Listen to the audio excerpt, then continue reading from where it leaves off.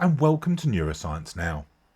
I'm Graham Smith and I'm a solution-focused hypnotherapist, and today's video is all about memories. And no, don't worry, I'm not about to break into the song from Cats. So, try this with me.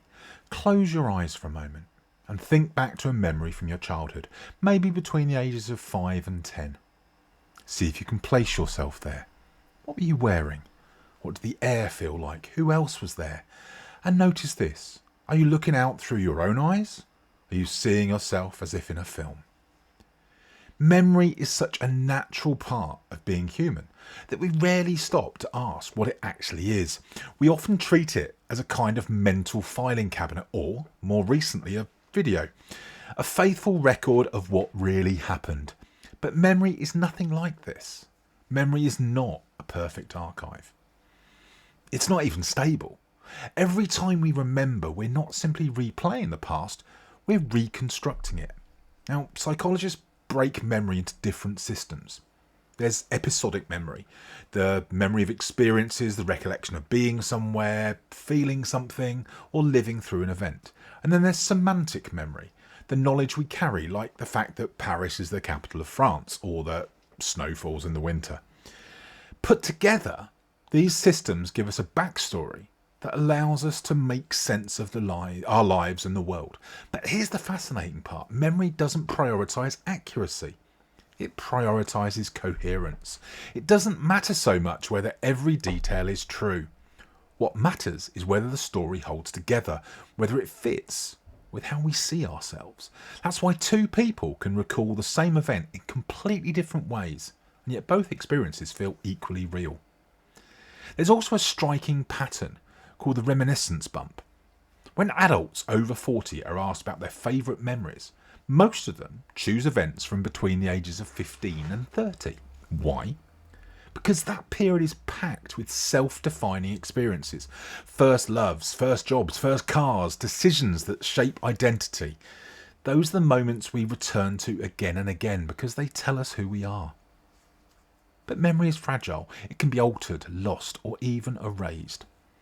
Consider the case of Henry Molaison, known to science simply as HM.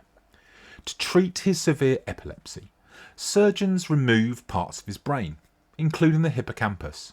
The seizures stopped, but so did his ability to form new memories. HM could hold a conversation, but only for a few minutes, and then it would reset. He lived in a world where the present continually slipped away. Or take Clive Wearing, a musician who developed one of the most extreme cases of amnesia ever recorded. He could remember only a few seconds at a time. His diary is filled with entries like, "I am awake for the first time ever," written over and over and over again. And yet both HM and Clive retained remarkable abilities. They could play music. They could repeat numbers. They could learn skills without ever remembering they had learned them. Their cases revealed something crucial. Memory is not one thing, it's many things spread across different systems in the brain. The hippocampus is vital for laying down new memories. The amygdala adds emotional intensity. The prefrontal cortex acts like a librarian, organising, checking, deciding which memories to keep. And the cerebellum stores muscle memory, the unconscious skills of riding a bike or playing the piano. Memory is distributed, dynamic, and deeply interconnected. This is why neuroscientist Donald Hebb's phrase, "neurons that fire together, wire together," has become so famous. Each time we revisit a memory, whether by telling a story, writing in a diary, or simply being triggered by a smell or a sound, we are strengthening these pathways. We are literally rewiring our brain. And that process never stops. This is the principle of neuroplasticity, the brain's lifelong ability to change. Studies have shown that enriched environments full of learning, challenge and stimulation actually increase the number of synapses, the connections between neurons. An experience doesn't just fill memory, it reshapes the brain. Of course, memory is not always reliable. As mentioned, we often believe it works like a video, recording events so we can rewind them later. But research shows it's far more flexible, and sometimes deceptive. We can confidently recall details that never happened. We can reshape the past without even realising it. And that may sound like a flaw, but it's part of memory's design.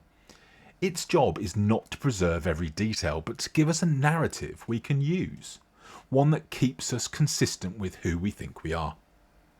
Even everyday memory can be strange. Think of déjà vu, the uncanny feeling of having lived through a memory before. Or prospective memory, the simple yet vital ability to remember to do something in the future, like taking medication or turning off the gas. We've all forgotten, but for some people, especially those with damage to the prefrontal cortex, forgetting future tasks can be dangerous. Memory is not just about the past. It's about how we manage the present and plan the future. And here's the hopeful part. Memory is remarkably resilient. Even in devastating cases, like Clive Wearing, certain memories can endure. Habits, music, emotions, these can outlast almost everything else. Old habits really do die hard because they are laid so deeply into the brain's networks. And this resilience means we can support memory with practice.